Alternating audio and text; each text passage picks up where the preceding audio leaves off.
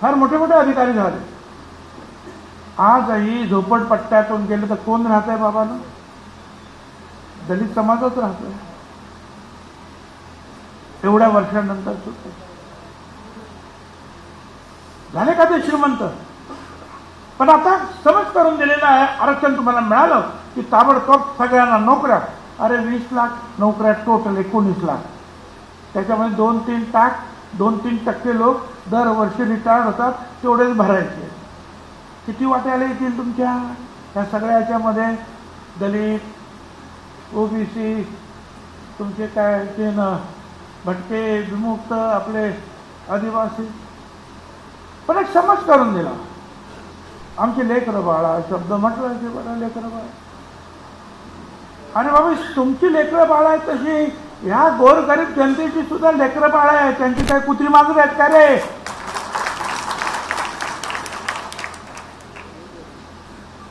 ही गरिबी सगळीकडेच आहे.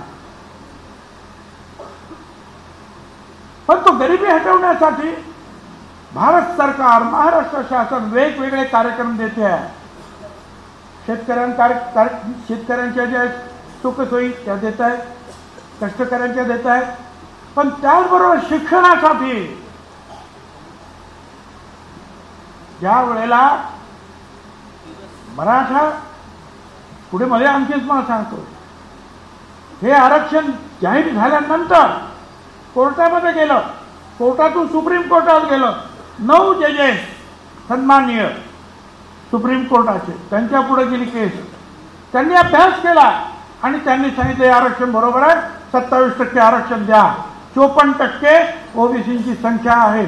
1931 साली ब्रिटिशांनी जनगणना केली.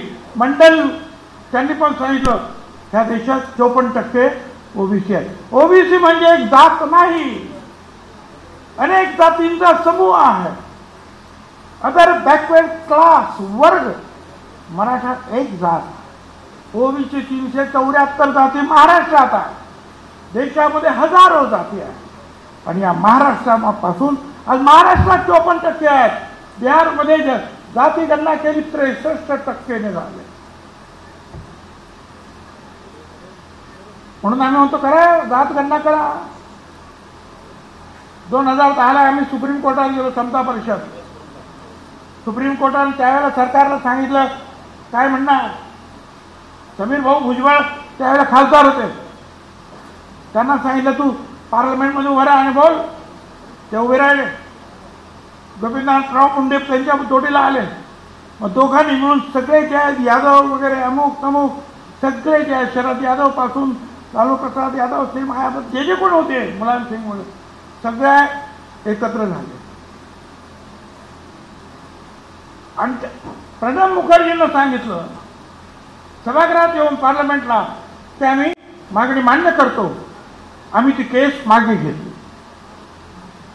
पण तिथे आमची फसवणूक झाली. कारण दशवार्षिक जी जनगणना आहे ती सेन्सस कमिशनर असतो, आयुक्त आहे, त्यांचा एक कायदा ते करतात. तुम्ही त्यांना काही खोटं सांगितलं, चुकीचं सांगितलं तर तुरुंगवासाची सजा. तिथे नाही केलं ते. त्यांनी काय केलं, प्रत्येक राज्यांनी आपापलं करावं. गावाचं असेल तर ग्राम विकास खात्याने करायचं आणि शहराचं असेल तर शहर विकास खात्याने करावं, नगर विकास खात्याने. आणि त्याच्यामध्ये सगळं बट्ट्याबोळ झाला. आमची मागणी तेव्हापासून आहे, 2010 पासून. तेव्हापासून मागणी त्याच्या अगोदरपासून आहे.